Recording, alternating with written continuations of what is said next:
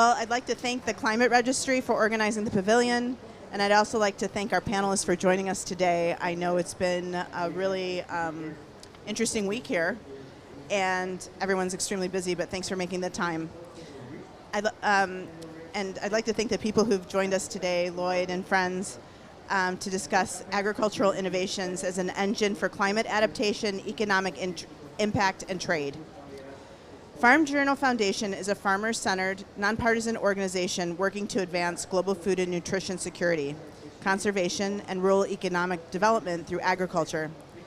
The foundation believes in a future where agriculture works for everyone. Farm Journal Foundation's model brings farmers' voices to the table to discuss industry challenges and how agricultural innovation can unlock solutions that serve us all. Agriculture plays a central role in supporting global livelihoods and is particularly vulnerable to climate change and other shocks. With over 2.5 billion people dependent on agriculture for their livelihoods, this sector is both a significant contributor to greenhouse gas emissions and one of the hardest hit by climate impacts like drought, floods, and the spread of pest and disease, which negatively affect farmer livelihoods, food and nutrition security, economic growth, and trade, of course. Unfortunately, smallholder farmers, who make up the majority of these people, are struggling to adapt to climate-related challenges. They lack the access to the necessary innovative practices and inputs, resulting in lost productivity and income. They lack access to innovation and practices also leads to significant emissions. The agri-food system produces 30% of global gas emissions, yet only 10% of global climate funding is allocated to help producers adapt, and even less supports agri-food systems. We organized this event because the majority of the 660 million people globally who face food insecurity are smallholder farmers. And we know that agriculture is one of the most powerful engines of economic growth. Investment in this sector is roughly 3 times more effective at reducing poverty than investment in other sectors. And Farm Journal Foundation's producers across 27 states believe that this investment in agricultural research and development can open pathways that strengthen rural economies while supporting global food security, sustainability goals, and importantly, trade. They also believe that there's an economic value in supporting these smallholder farmers who do not compete with them. In fact, low and middle income countries account for 2/3 of U.S. agricultural export destinations. And we know that investment in these areas where significant population and economic growth are expected to happen can help expand and diversify trade opportunities for U.S. farmers. Now as climate changes, pests and disease have a wider range of habitat, increasing outbreaks, and putting global agriculture at risk. In addition, back home in the U.S., more volatile weather, increasing export competition, and higher input costs are jeopardizing farmers' livelihoods everywhere. At the same time, innovation is creating new market opportunities and income streams for U.S. farmers, extending beyond traditional food and feed markets into renewable energy, materials, fuels, and other bio-based products. I look forward to discussion with panelists on why these investments in agricultural R&D is needed to help farmers adapt to the climate change, and how this approach can support the development of new market opportunities for U.S. producers. I'll now turn to introductions. I should probably say that I'm Rose Barbuto, Senior Advisor at Farm Journal Foundation, and I'm so excited to be here with our panelists, and my headphones are falling off, if that's okay. So Eric, I'll turn to you. Can you introduce yourself? Yes, I'm Eric Mittenthal. I'm Chief Strategy Officer at the Meat Institute in the U.S. Our members are meat companies that produce 95% of the red meat, beef, pork, lamb, and veal, and bison, as well as the majority of the poultry as well. I lead our effort called the Protein Pact for the People, Animals, and Climate of Tomorrow, which aims to unite efforts in the supply chain to demonstrate our progress towards healthy people, healthy animals, and a healthy planet. That's awesome. Can you introduce yourself?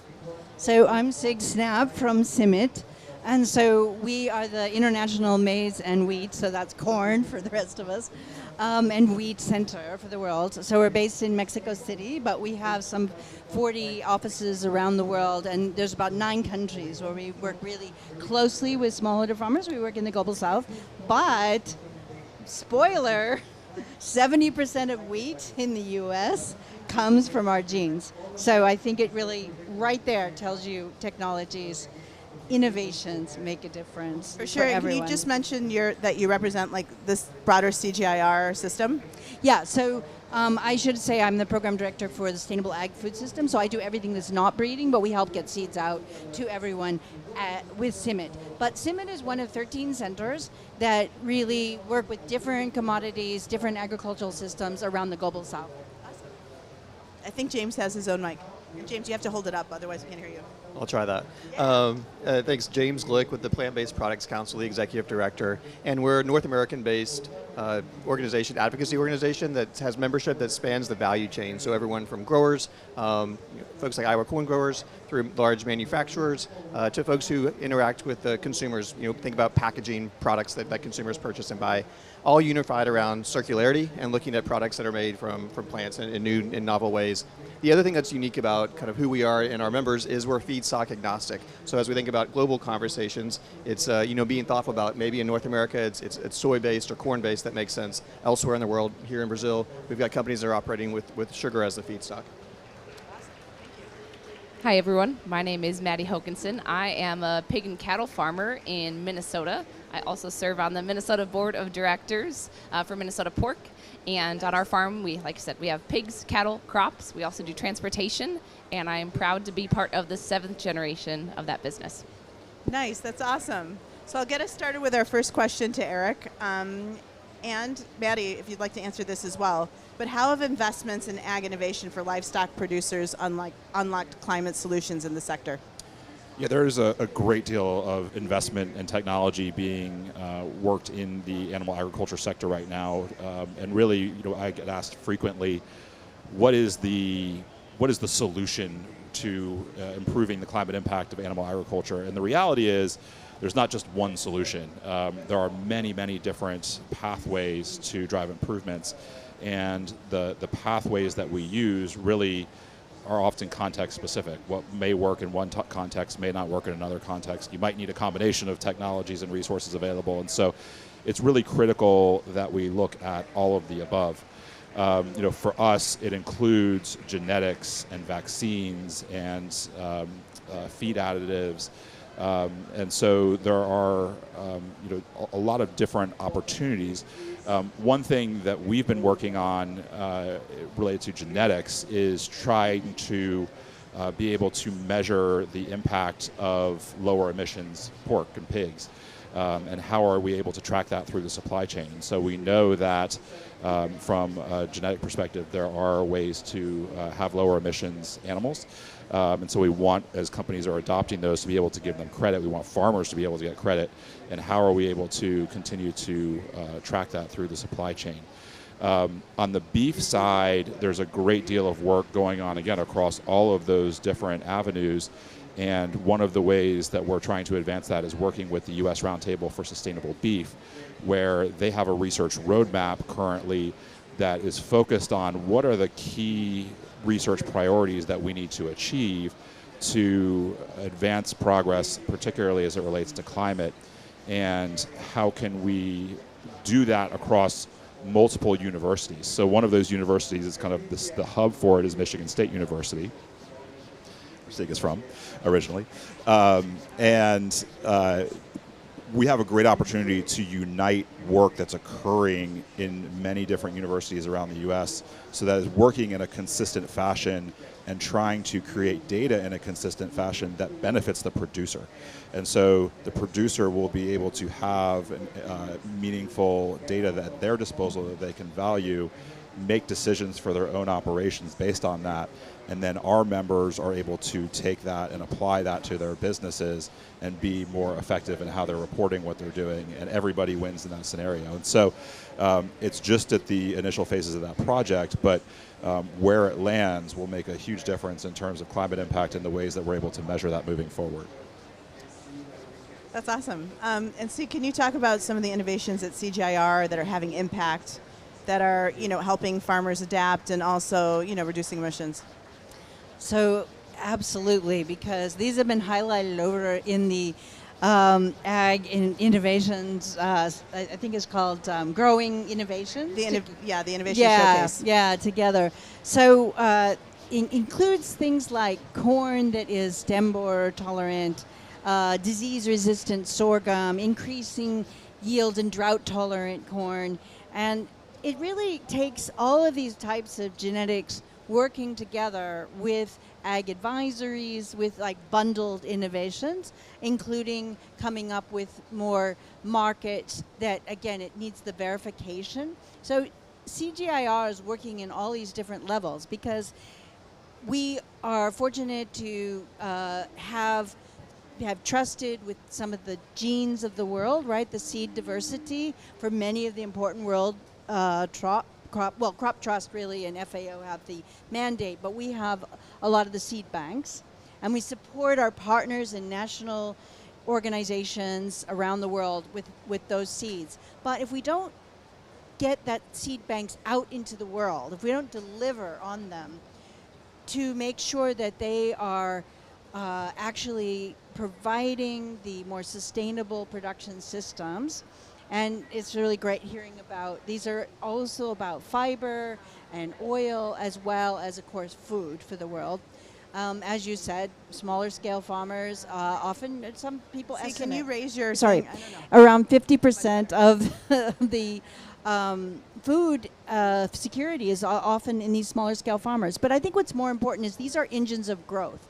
If we don't have this type of engine of growth, we won't see the markets that we need in the U.S. to keep delivering food for the world. So it's very positive cycle once you, feeding people in Minnesota, but you're also feeding the world and helping generate future markets in other parts of the world. So the CG is very proud to be partners in this virtuous cycle of showing how agriculture is an engine of growth through innovations. Thanks.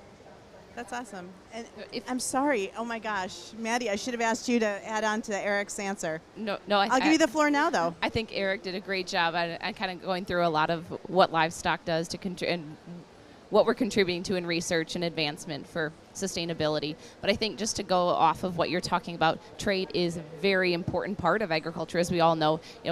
25% of pork products are exported in the United States, which equates to about $65 of value per pig. Now that is a significant amount, and without those trade negotiations and those trade relationships, we really lose out as pig farmers in the United States. And as a cattle producer, similarly, those numbers are not the same, but it's still very important that we have those open trade opportunities, and I think being able to support those other countries in advancing their own agricultural practices is going to be beneficial to us in the long run. That's awesome. Thank you. Now I'm going to turn to James. And can you guys hear me? Really? Okay, because I can't hear me. Okay.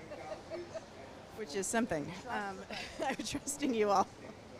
From your perspective, why is it important that farmers have access to not only agricultural innovations, but opportunities in emerging sectors like bio-based manufacturing? And how can this expand both local livelihoods and trade opportunities?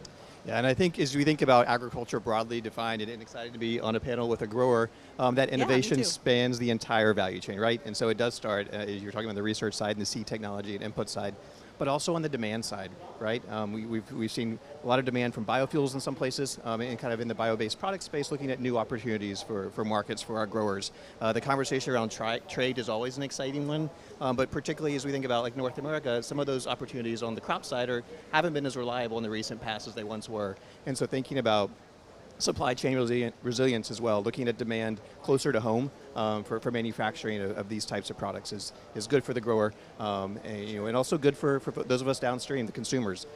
Something we see in the U.S., we do survey work every year. Consumers are demanding these products in an incredible way. So it's market driven, but we look at 75% of consumers over the last several years have said time and time again that these are the types of products, plant-based products, are the types of things they're interested in when they're thinking about making purchasing decisions for plastics and textiles, et cetera, for their families. And so that will trickle back to growers, hopefully, is the objective. And that's great for all of us in that value chain. That's awesome. Eric, can you talk about, and I'm also obviously going to ask Maddie too, but your challenges in the industry, what farmers are facing with regard to climate change, what solutions they need, where are the gaps? Yeah, and I'll start broadly, and I'll let Maddie add on from her perspective. But I think the biggest thing is related to adaptation and a certain amount of just inconsistency in weather patterns, changes in what they're experiencing. Drought is a huge issue. I think what we're experiencing right now in the beef herd in particular. The beef herd in the U.S. is the lowest it's been in decades, and drought is a major function of that, a reason for that. And so we have to be able to think about how we're able to provide to the farmers to be able to raise their animals effectively in those conditions.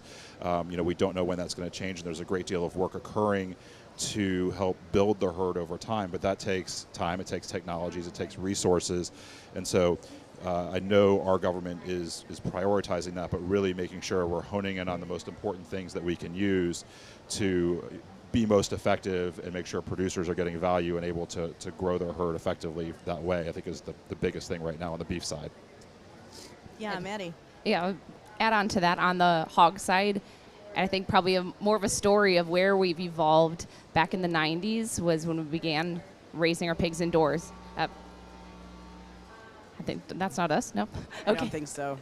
So we started raising our pigs indoors because in the United States, or in Minnesota specifically, during the summers, we get 100-degree summers, and during the winters, it can be as cold as -30, -40 degrees. And as you Minnesotans, those of you who are from there understand, pigs don't sweat, so when they overheat, they're worse off than we are here today. And when they're cold, they don't have the fur and hair coats to keep them warm. So we decided to adapt and evolve by raising pigs indoors. And a side effect of that was that we were able to be more sustainable as well. We controlled anything that came out of those barns. Nothing goes in and out of those barns without us deciding it goes there. And for manure, for instance, we decide where it's applied, in what amount, and at what time to make sure that it is going to be utilized effectively onto the ground that it's applied on. Now, in addition to that, on our farm specifically, that we have cattle also, we utilize cover crops, and we've evolved as we've seen a need that we were losing some nutrients when that ground sat bare through the winter. So instead, we apply winter rye that's able to grow pretty effectively, actually, even in Minnesota winters, and that allows us to go and graze all the way through into winter, maybe even into January, before we have to start utilizing grown feedstuffs that then we store and are feeding the rest through the winter until we get back to a growing season again and through our pasture. So I think those two can work really well together, and those are just some examples of what we're doing in the industry and what we have to continue doing. That's the story of where we have been, but what comes next? Now, what can we do better to be more efficient, whether it's with genetics and raising more pigs per sow per year, or whether it's raising a more resilient pig that isn't as susceptible to disease, or any of those other things. It's important that we all continue to adapt domestically as well as abroad. That's awesome. Sieg, I'll go to you next. 61% of ag exports just went to 4 economies, 4 markets. That's probably not great, including China. There's tremendous potential in other parts of the world. Why should the U.S. government, continue to invest in international ag research and domestic ag research? Well, you've said it right there, because diversification, we know, really helps buffer. So in crops, we have these cocktail mixes now, which you might want to try out, rye with other things, so that if the rye for some reason has a disease or something, then some other, like mustard or other cover crops, can then fill in that. So we always need to have diversification to protect our bottom line. So when we think about growing these markets, it helps the world, because we want to all sleep well at night knowing that people are able to be fed around the world. And it helps make sure that we have markets out there, because we know that we used to say that corn is the engine of growth. But actually, I'd say it's more than corn, even though I'm from the corn center. So it takes... Your team corn. yeah, exactly.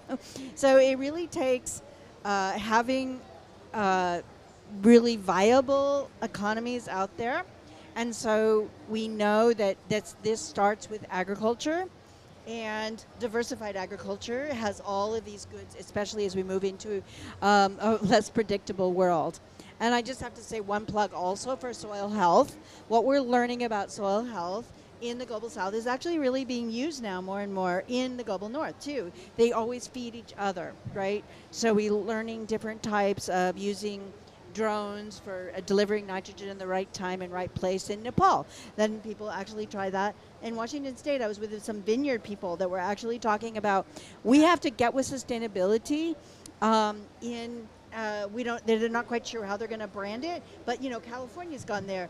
Michigan has gone there. They have to get on board, and also, it's a huge export state, and so they're really realizing that if we don't get the vineyards up to speed, and I was really surprised by this.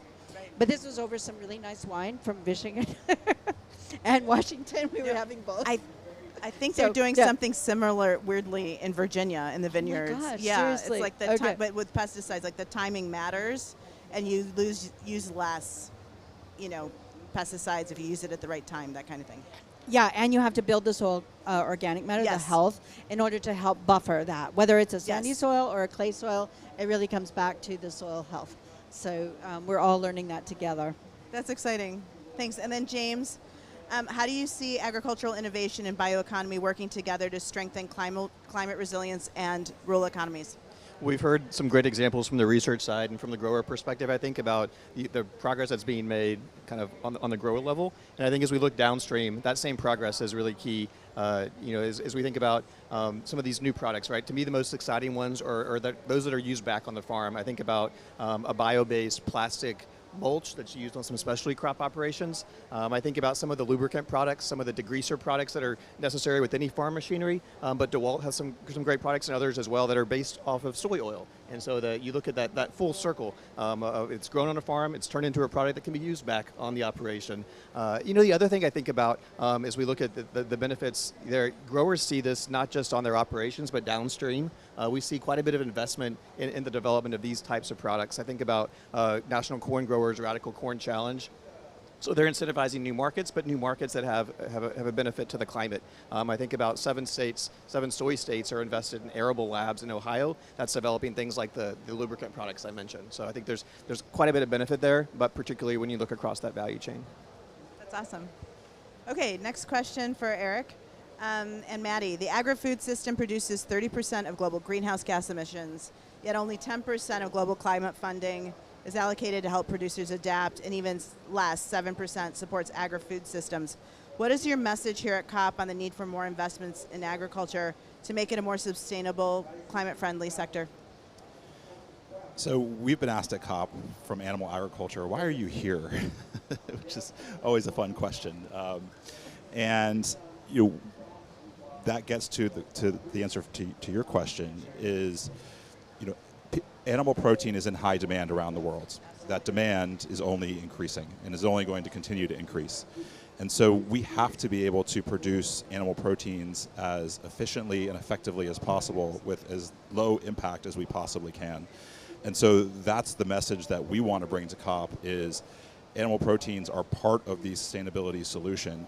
And we want to work together with the food systems community and beyond to ensure that we're producing our product as effectively as possible, and that takes investment.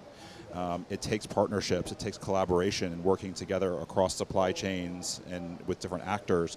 And so we're here to work together with others, to find solutions, to find the common ground, and we want to be able to walk away with a really strong pathway of partnerships that advances climate solutions, advances food security, advances animal health, which we haven't really talked about here either. All of those things are critical in markets around the world. Animal protein plays a key role in all of that, and we need to be investing in solutions in animal agriculture to make sure that we are producing it effectively. Absolutely. In fact, one of the things that I don't think that we mentioned, but that, the global numbers that I provided in terms of emissions, I mean, the U.S., I think the global agri-food system produces 30% of greenhouse gas emissions. That's on average, and the U.S. is well below that, right? And this is all very context specific, and globally, animal agriculture emissions are 12% of global greenhouse gas emissions. Okay. In the U.S., it's about 4%. And so we know we have production systems and technologies that are very effective that can be easily adopted elsewhere. Animal health, again, is a prime opportunity. Everybody wants to raise healthy animals, and healthy animals are more sustainable. And so how can we find pathways like that and others that continue to reduce our impacts effectively and meaningfully? Yeah, great answer. Yeah, Eric, I think you did a great job I know he's doing a great job. highlighting a lot of the big pieces there. I would just like to add in that I think any of the research that's done, and so much of it is necessary, you need to make sure that it is sustainable in terms of economic sustainability, environmental sustainability, and social sustainability. At the end of the day, farmers want to implement practices that benefit our environment, but it can't be at the detriment of our farm going under and being passed on to another, right? So it has to, at the end of the day, we're not here just to make money, but at the end of the day, if we don't make money, we can't continue doing what we do. So it has to be viable in all three areas, and all three have to work together really well in order for it to continue. Awesome. Okay, and so Sig, back to you. What is your message? Just a similar question. Like, what is your message to the organizers at COP and the negotiators in terms of investing in agriculture? I really want to make sure that we keep agri-food systems at the center because, as you've said, there's a massive underinvestment, and yet everyone eats. Everyone is part of managing land in some small way or very large way. And so we really need to recenter the debate. And also there's some sort of, I feel, sort of false narrative about that somehow farming is sometimes can't keep improving soil health, and yet that is actually, I was just on a panel where there's actually people going back in time, like thousands of years with eDNA, so environmental DNA, and finding that actually when you bring in rice systems, suddenly the soils are retaining nitrogen better. So really, farmers, ancient farmers and contemporary farmers are the land managers. And so at CG, we're really trying to be conveners. We work with public-private sector to scale these type of innovations. And we really have to remember that it takes modern science, but it also takes the local knowledge of farmers. So let's, when they talk about indigenous knowledge here at COP, let's remember who are the main managers of the earth, and that is farmers, especially ranchers, more area. And then intensive farmers are really important, again, for greenhouse gas management, but they also need the adaptation. So let's make sure everyone's at the table at this COP. That's a great response. Thank you for that. James, what enabling policies, so similar question, what enabling policies and programs do you think are needed to scale the bioeconomy in ways that directly benefit farmers? And how can we ensure producers have access to markets and investment needed to adopt and supply bio-based solutions? I think the key from a farmer's perspective is infrastructure close to the operation, right? Providing that direct market for a grower, be it large scale, be it smaller scale. And so as we think about what that means from a policy perspective, to your question, you know, I'd say I think about a couple of things, right? The foundational elements are in need, and as I say that, I think about things like data. Right now, we've got a number of folks who are developing, you know, bio-based chemicals that are direct replacement to the conventional feedstock today. But being able to kind of fully understand, you know, kind of where that fits into kind of the terminology around it, right? I think that the terminology of what is bio-based, what is bio-attributed is really key as well. Making sure that the consumers get the product that they're purchasing when they make that decision. And I think too, the other piece, you know, I talked about infrastructure, you know, making sure that there's resources available to develop that infrastructure in the U.S. Right now we see incredible investment in some of the research that's being done in our laboratories, but not in the operations that are going to turn crops into products. We do see that happening around the globe. We see it in places like Asia, and so there's a competitiveness question here too, as we look at the U.S. You know, as I think about policies too, the one thing I'd say, there's 2 data points from some of our survey work that to me is pretty exciting. The first is when we ask consumers about these types of products and their favorability, it's high, but when you mention farmers as part of that conversation, that equation, it jumps 57% on top of what they already thought. The other is on this policy question. You survey folks across the political spectrum in the United States, and we ask them how they identify, you know, Republican, Democrat, Independent, overall, folks are nearly 70% favorable of these types of policies. And exciting from someone who's worked on kind of in Capitol Hill in our government, well over 65% of those who identify as Republican are also supportive of these types of policies because of the economic benefit they see throughout the value When you chain. talk about investment, are you talking about government investment or private sector investment? The answer is both, but most of that needs to be led because of the risk here by government, right? Looking at existing loan programs at USDA is part of our perspective. The other area that we've been focused is looking at tax incentives, and there are places, states are doing it in the U.S. Minnesota was mentioned. There are states that really leaned in on that front, but particularly looking around the world, China has spent a lot of government investment to grow the sector as quickly as it has there. Yeah, and I know Brazil's doing some really interesting things as well, which I'm amazed now that I'm here, just going to Embrapa and seeing all the cool things that they're doing. It's really exciting. Anyway, sorry. So with that, I want to turn now to see if there are any questions here from our audience. If not, I can ask a question. Lloyd, go ahead from ICA. Oh, do you need my... Here, okay. First of all, great panel. It's nice to see you all, some new friends, some old friends, and it's a great subject. Agricultural innovation as an engine for economic impact on trade. Sig, I wish I were in the seed bank at CIMMYT again right now. So for those of you who don't understand, it's nice and cool in that seed bank. And that seed bank houses the seeds of Norman Borlaug that started the Green Revolution. And so, seeds are really the delivery mechanism for innovation. But acceptance of changes in seeds is not so easy. And there's not enough investment. We know there's a lot of investment in all these things, including this is, I think, a bio-based bag, James, I'm pretty sure. Of course, I hope so. Of course. Nice job. How do we get global investment in the CG system, but also in the countries, in the local research institutes in the countries? The research investment in most of my countries is very, very low. How do we get private sector, public sector, bank, I don't know if there's any bankers here, financing for investment in research? And then once we have that, how do we build acceptance?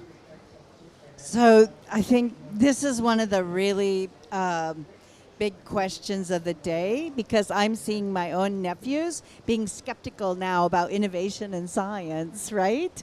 And so we always talk about climate change and biodiversity and all of these big challenges now, but I think one of the biggest, science has solved so many problems. So we look at feeding the world, right? So from Borlaug's time and all the team, and as Borlaug always says, there's a big plaque outside my office. I'm so lucky to work right where Borlaug did, that says it takes venturesome scientists willing to work across disciplines to deliver for farmers.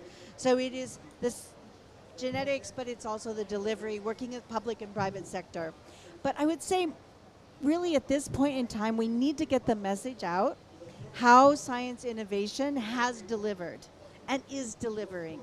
So because without that, we're still, pretending that that somehow we can get through this without science. And yet that is why we now have, I just love this circular, because I used to work with potato growers and vegetable growers. And, one of the big problems is, guess what? What do we do with all this plastic mulch? And now it turns out we can do circular economy, right? Or use the potato residue to make some of the plastic mulch. It's really is innovation. We can innovate our way out of this problems, but we have to have confidence once again in science. And just to give you one other exciting example of what is coming down the pike, is that we now have a way to grow wheat that needs less fertilizer, that actually you can put either as much or a little bit less fertilizer and not have pollution of nitrous oxide. So this is nitrification, biological nitrification. So it's suppressing some of the microbes that are doing something we don't want. And so we may be able to take some of these same technologies for pig farming, right? So that for rice farming, so we have less methane. So there is new things coming. It's plants and their associated microbes. It's not just these biofertilizers. There's actually ways to put it in the seed, and everyone invests in seeds. So there is, and this is actually coming originally from Embrapa in Brazil. Oh, cool. They had these pasture grasses, and they put those genes, and they moved them into wheat, and they're moving them into rice. And we now have a way to grow. We have to have the fertilizer, but fertilizer without the negative impacts. So, have confidence in the system, but we need to get the message out. For sure. Eric, do you want to add to that? I don't think I can add anything to that. It was brilliant. Maddie? Nope, she's got it. James, you're a former policymaker, and I'd love to hear your thoughts on this. I mean, I think you said it very, very well. But I do think, and I'm trying to go back to the birthday boy's question here. But I do think, conveying that message is one that is a challenging one to do. But also because we work in ag and food, consumers, government, everyone who works in government policy anywhere, they are a consumer at the end of the day. And so we have the benefit of working in an industry that impacts lives, whether it's what you wear, what you eat, nowadays what your bag is made of. And so having that connection, I think, is really valuable. But also helping them understand that it didn't arrive there, without a lot of work, a lot of research, a lot of investment, and highlighting that science question, that's something that has to continue. I mean, I think as we think about, careers and opportunities, there's a lot of excitement around AI from where we sit. And some of our members think about how that can speed up this innovation, right, and be more efficient in the resources we use to innovate and deliver on those needs, but also help capture some of that excitement around something that might not be initially seen as scientific in ag research, but capture that as well. For sure. Yes, John. Hi everyone, John Mundy from One Acre Fund. If you had $1,000 or $10,000, what would be the one innovation that you invest in? So the lowest hanging fruit. And then if you had Gates Foundation's $1.4 billion that they announced this week, what would you invest in? And don't pick the same ones they've picked. It's a great question, John. I like it. Who wants to start? Well, I guess from a small perspective, we talked about animal health and how healthy animals are more sustainable animals. And something small that we can do that we already are fully aware of how to do is better utilization of biosecurity protocols. So that, in common terms, taking a shower into your pig barn, showering out of your pig barn, changing your shoes, putting on coveralls, making those things more easily and readily available to all farmers and making sure they understand those practices of how they go from beginning to end, because we know what those processes and protocols should be, and those farms that implement them really well generally see very high health rates, and those that don't see pretty low health rates and seem to wonder why. It's not complicated. It's about following through on those things. Transportation would be another area of animal health that we could really, I think, venture to improve. So again, I'm going to speak on the pig side because that's the area I'm in. When we're transporting wean pigs from a sow farm to a nursery and we drive by a finishing barn that we know is positive with PRRS, and then we wonder 1 week later why that nursery barn broke, we shouldn't wonder. We should be taking into account, we have a lot of maps that already lay out where pig barns are located across the United States. On our farm, our transportation division, where we do biosecure loads, so we'll take pigs, whether it's boars or gilts or those, and they need to go from one destination to the next and still be healthy. One thing we do is we'll add 5 or 6 hours to a load to circumvent Iowa, so that way when they go from Missouri to Wisconsin, they're still healthy, because that's worth a lot. That's worth more. The extra few $1,000s we're spending on the load is way less expensive than what we'd have to spend by those pigs getting sick. So those are the kind of low-hanging fruit things. Give me a little time on a bigger one. We'll go down the line. I think from the low-hanging fruit, the one I struggled with as I thought through it, and thanks for answering so I had time to give it some thought. I think about some of the certification programs and some of the sort of kind of government marks that make it very clear to consumers. Biopreferred in the U.S. is an example. A really low-cost program that has the opportunity for a lot of benefit to give confidence to the system. So I think about, in a low dollar investment, looking at that certification piece of the puzzle. From a high dollar investment, as I think about the circularity proposition with many of those bio-based products, whether it's recycling at the consumer level or composting at the consumer level, the challenge that you consistently hear among folks who directly involve themselves in directly relate to consumers or the manufacturers, the end of life question, right? We don't have recycling infrastructure, we don't have composting infrastructure. That's really expensive. There's a lot of work being done research-wise, and that's not unique to the United States. It's something that I think it's a challenge globally, and different municipalities, just waste streams, it's a local problem. So I think from a high dollar perspective, I would think of tackling that just to kind of encourage adoption of these types of products that have those different end-of-life operations.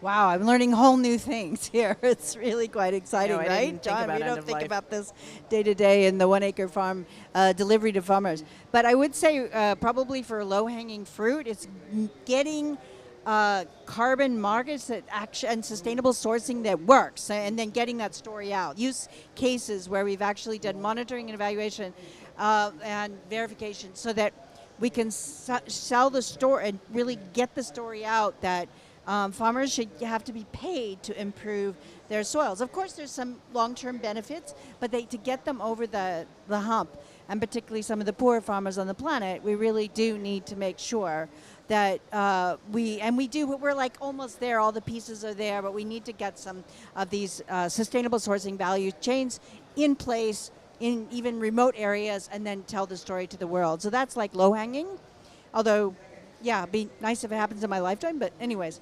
But moonshots, I think, include things like perennial grains. Like they now have perennial rice, some 200,000 acres in China, so you don't have to have people going out there, and especially women trying to transplant rice in this day and age, right? This really drudgery of agriculture. You have something that can regrow for several years, because in the end it comes down to biomass. I think you'll agree in plant-based. If we could get something that grows all year round, I still remember Michigan farmers asking me, I want something, this is sugar beet farmers, I want something I can grow, I can plant in November, and then I can, sugar beet, they plant in February. So, I'm sorry, yeah, they wanted to plant a cover crop they can plant in November in Michigan, where it's just snowed, and then able to incorporate it or no-till farm it in when? In February. So I was like, maybe snow mold? I mean, seriously, right? So we need something like, but actually, funny enough, perennial wheat,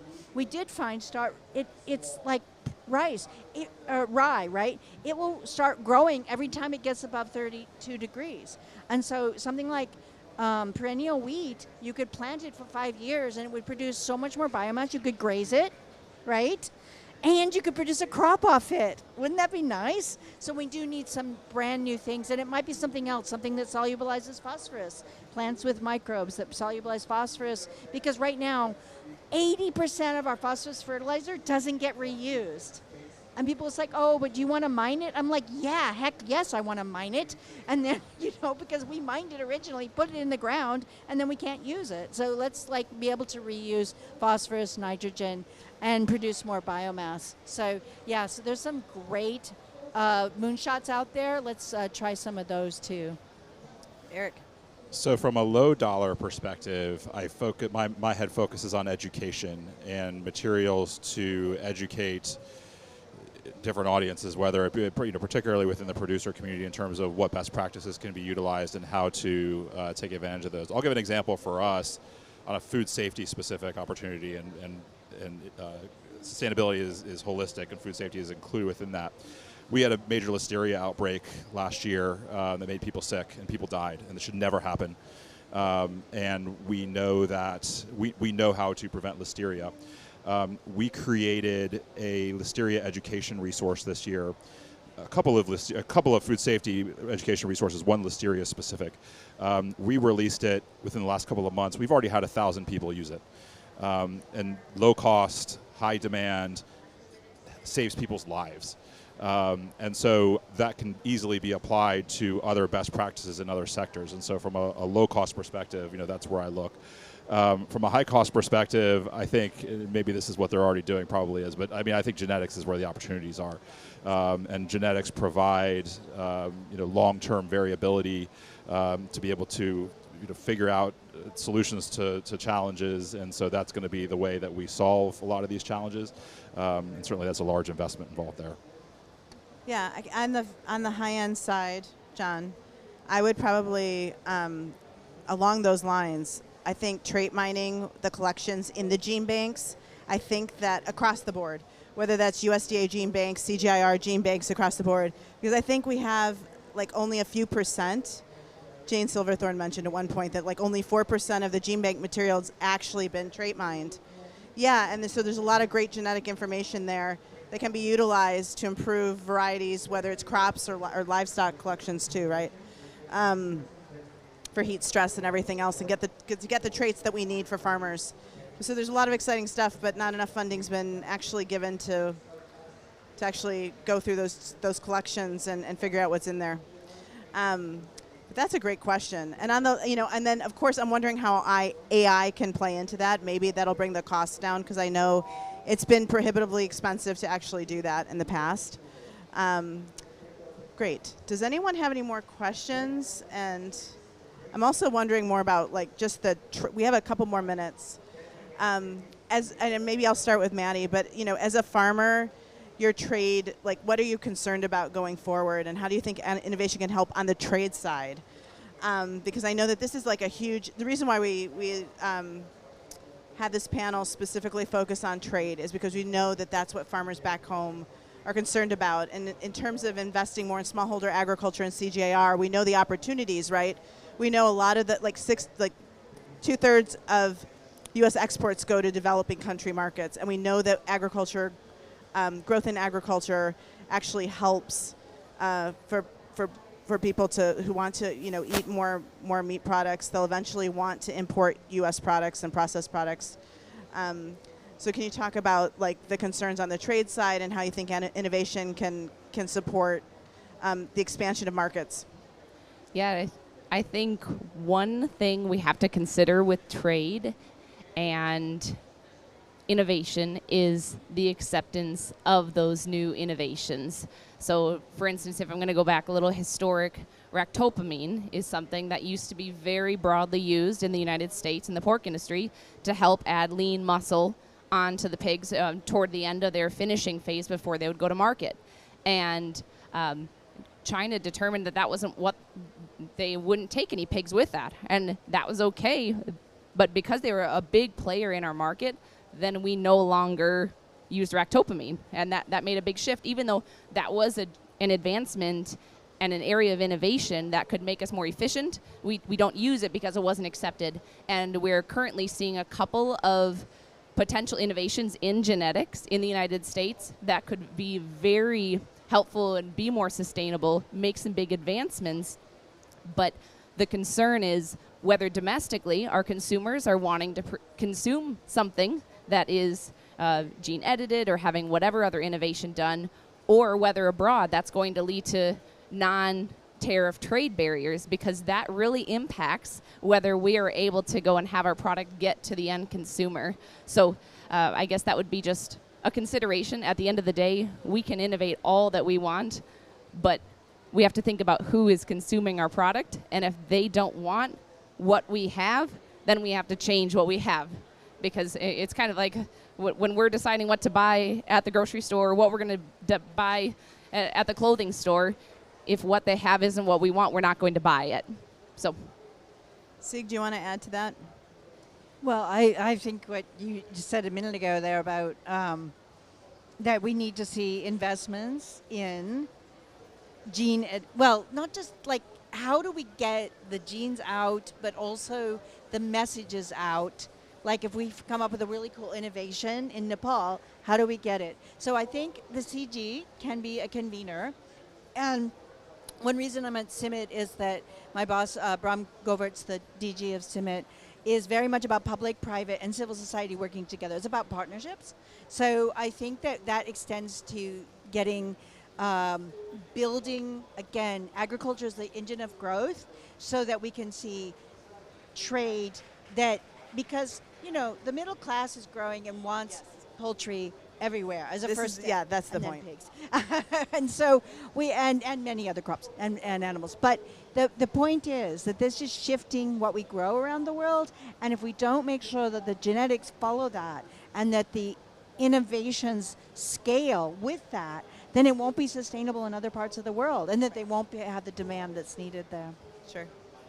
Do you have anything to add? Honestly, Maddie stole my answer, so good job. Sorry. I know you guys are on the same wavelength. James, do you have anything to add? I'd say from a trade perspective, these products, I mean, are still new, novel, and so we haven't seen yet some of the limits on sort of non-tariff barriers, et cetera. We see a lot of demand, but we've got folks that are mindful of that, right? A lot of it's looking at manufacturing for domestic demand, but with an eye to, if we've got data, what does that look like for a global customer as well? So. That's awesome. Okay, are there any more questions? Yes, Lloyd. I feel like that kid in the school that everyone doesn't like because he asks a lot of questions. So you talked about PRRS. There's technology coming to fix PRRS. And Yeah, they're there is. approving it in Colombia. They could be improving it in some other countries that are against some of these biotech innovations. And if that happens, great. But, you know, maybe this also goes to Eric and marketing and how do we change those consumers' minds? You say consumers don't want it. They don't necessarily know about it, you know, so they don't necessarily not want it. They're taught not to want it. How do we teach people to, you know, want innovation and all that? And so this may be more of a question for you, Eric. Yeah, you know, we actually are working very closely with PIC, who's the genetics company that has the PRRS-resistant pig right now, to better understand consumer perceptions. And so I think that for us is the baseline, is what do consumers know? How do they react to the different messages that may be out there about it? And how do we craft messages about it that are science-based and address those concerns? And so there's a great deal of consumer research that goes into that. And it's super important that we get it right, because if you just take something to market without the research of what consumer reaction will be, and I'll look to feed additives in the UK having that situation, you end up with a negative response to it. And I think that was a wake-up call that sometimes technology that we assume everybody thinks is wonderful, which is wonderful in terms of its climate reductions, may not draw automatic acceptance. And I know within the PRRS-resistant pig side, there's a great deal of attention being paid to how it is communicated and brought into the market in a way that will be accepted by consumers. And so we're going to continue to work together as an industry. It takes the entire industry working together to make sure we're doing that correctly, so that we're doing it effectively. Yeah, I guess I would just like to add, I would say consumers or producers are working really hard together to have those conversations. I know in our board of directors meeting earlier this fall, we had a 2-hour conversation out of our 8-hour meeting. It was about the PRRS-resistant pig, and not specifically on that, but on just gene editing in general. And what is, now that it's been approved by the FDA, what is our requirement to share that? You know, if you think about seedless watermelons, that's a gene-edited product, and was that put out? I don't know what the process was from moving to technology to acceptance in the market, and whether there was that communication, and does it differ when it's plants versus animals? I don't know all the answers, but I think those are definitely things we're thinking about, and we're really cognizant of as we're determining how to put that out into the market, because we realize if it goes to market and there's not acceptance, or there's really a lot of worries about it, that could really shift in a negative way what our markets do, and we can't have that domestically or internationally. Okay, well, with that, is there anyone else that has any other questions? I think we're almost at time, so I think I'll just end it here. But thank you so much for coming, and thank you so much to our panelists. Really amazing, and so excited to looking forward, like what the next few years will bring in terms of innovation.